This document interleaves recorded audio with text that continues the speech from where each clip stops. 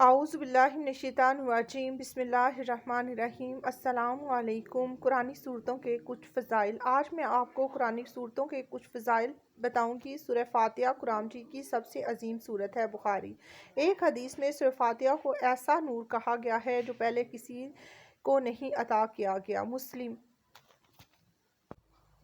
جس گھر میں سورہ بقرہ کی تلاوت کی جاتی ہے شیطان اس گھر سے بھاگ جاتا ہے۔ ترمذی جو ہر نماز کے بعد آیت الکرسی کی تلاوت کرتا ہے اسے جنت میں داخلے سے صرف موت نے روک رکھا ہے۔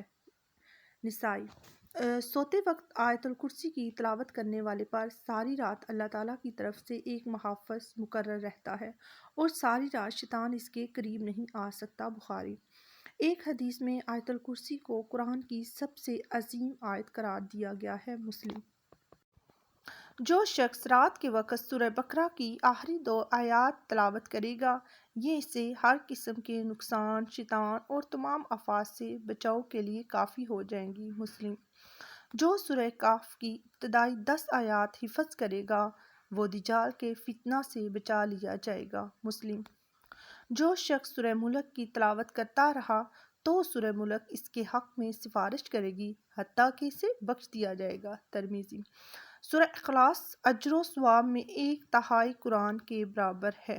مسلم ایک آدمی کو سورۃ اخلاص سے بہت محبت تھی اور اس محبت کی وجہ سے وہ اس سورت کو ہر نماز کی قرات کے اختتام پر پڑھتا تھا۔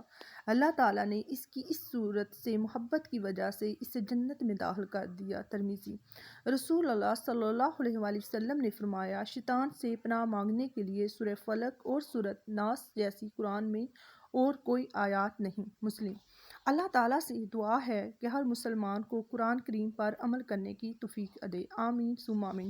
اگر آپ کو میری یہ ویڈیو پسند آئی ہے تو پلیز میرے چینل کو سبسکرائب کریں، لائک کریں، شیئر کریں اینڈ بیل آئیکن کو پریس کریں تاکہ میری آنے والی ہر ویڈیو آپ تک پہنچ سکیں۔ دعاؤں میں یاد رکھیے گا، اپنا بہت خیال رکھیے گا۔ اللہ حافظ۔